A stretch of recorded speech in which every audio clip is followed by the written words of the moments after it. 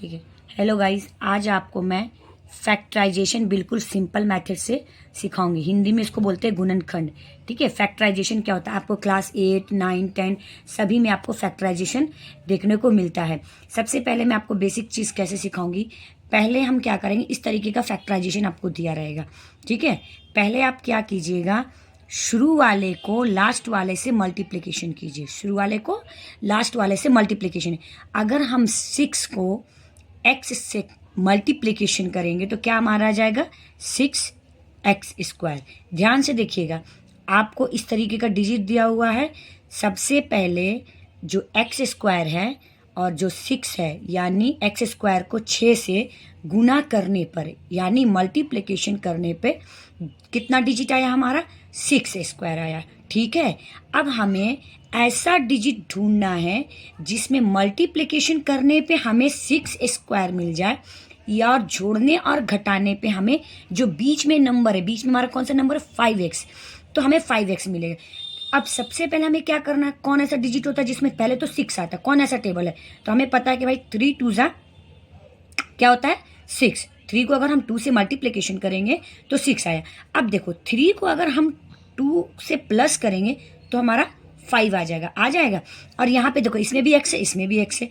तो यहाँ अगर हम 3x इंटू 2x 3 2 6, x को x से मल्टीप्लिकेशन करेंगे तो x²। देखो, जब हमने इस डिजिट को इससे मल्टीप्लिकेशन किया तो ये डिजिट हमारा आ गया, और जब हमने इसी डिजिट को यहाँ पे प्लस किया तो हमारा बीच वाला नंबर आ गया।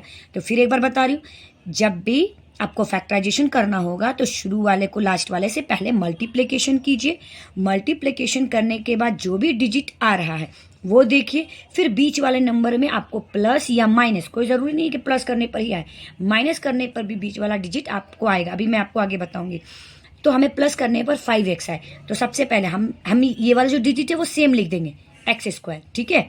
अब यहाँ पे देखो, हमने इसको तोड़ा था ना, यहाँ पे 3x प्लस 2x। देखो 3x और 2x को अगर हम जोड़ते हैं तो कितना आता है 5x।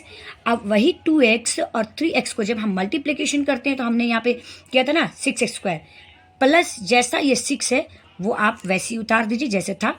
ये डिजिट और ये डिजिट सेम उतरेगा, इसको हम सिर्फ तोड़ते हैं, याद रखना। तो हमने ये कर दिया। अब देखो इन दोनों में क्या कॉमन है, इसमें भी x है, इसमें भी x है, तो x आपका कॉमन हो जाएगा। ठीक है। अब हम क्या करते हैं, इसमें 2x था, 1x बाहर ले ली तो आपके पास कितने x बच गए 1x प्लस।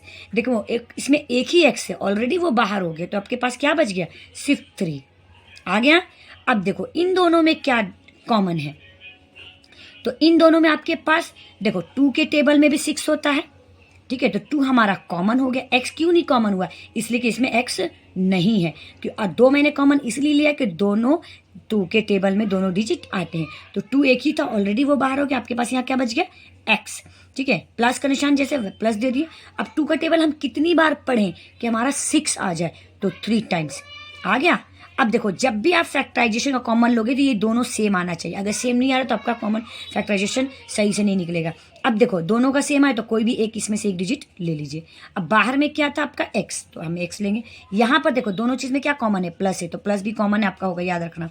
अब हमारा फैक्टराइजेशन निकला तो x प्लस 3 आ गया समझ में। उसी तरीके से अगर माइनस का, जैसे मैंने एक क्वेश्चन यहाँ पे भी लिखा है, दूसरा question 2x² minus 11x plus 15। अब देखो हमें सबसे पहले क्या करना, 15 को टेबल 2 बार पढ़ेंगे तो कितना हो जाएगा 15 2 30, यानी 15 दूनी 30, x² है तो x² लेंगे।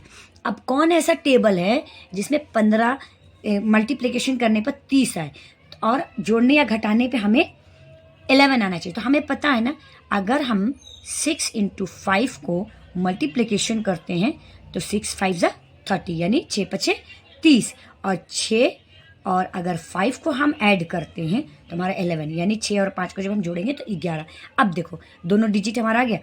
अब हम क्या करेंगे, 2x² माइनस, ध्यान से देखना है यहाँ पे निशान माइनस का है, तो दोनों जगह आपको 6x माइनस 5x लिखना है, याद रखिएगा।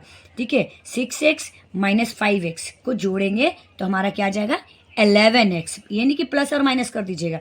यहाँ पे अगर माइनस का निशान है तो दोनों जगह माइनस बैठा, अगर यहाँ प्लस है तो यहाँ दोनों जगह प्लस बैठाइए। तो 6 और 5 को जोड़ेंगे तो कितना हो जाएगा 11 प्लस जैसे 15 था वैसे ही कर दे। अब देखो इन दोनों में क्या कॉमन है, तो भाई दोनों में x है, ठीक है। दोनों में देखो 2 के टेबल में भी 6 होता है और टू भी होता है 2 के टेबल में, तो हम 2 का टेबल ले लेंगे। दोनों में x है तो हम x को बाहर निकाल लेंगे कॉमन में। अब देखो एक ही 2 था, ऑलरेडी वो बाहर हो गया, इसमें 2x था तो एक x बाहर हो गया, तो एक x आपका बचा ना, ठीक है। माइनस ऑलरेडी इसमें एक ही x था, ऑलरेडी मैंने इसको बाहर ले लिया। अब आपके पास कितना बच गया, 6। तो हम 2 का टेबल कितनी बार पढ़ेगा, कितने टाइम्स पढ़ेंगे कि 6 आ जाए, तो 3 टाइम्स, तुम्हारा 3 हो गया, ठीक है। अब हम इन दोनों में कॉमन देखेंगे, क्या कॉमन है, ध्यान से देखिएगा। 5 कॉमन है क्योंकि 5 के टेबल में 15 आता है, यानी 5 के टेबल में 15 आता है, तो 5 कॉमन है, कॉमन ले लिया। माइनस प्लस करिए, मैं बताती हूँ, रुक जाओ, ठीक है। तो अब हमने 5 ले लिया, इसमें एक ही 5 था, ऑलरेडी वो बाहर हो गया, इसमें x बच गया तो हम x लेंगे।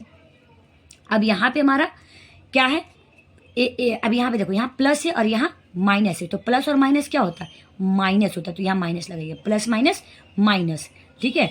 अब आते हैं 5 का टेबल हम कितनी टाइम्स पढ़े कि 15 है, तो 3 टाइम्स, तो -3। अब देखो दोनों डिजिट सेम आ गया, आपका दोनों डिजिट सेम आना चाहिए। अब बाहर में हमारा क्या है, 2x - 5 और x - 3 आ गया। अगर फैक्टराइजेशन में आपको कोई भी प्रॉब्लम हो तो आप मुझे बताइएगा। Okay, thank you so much.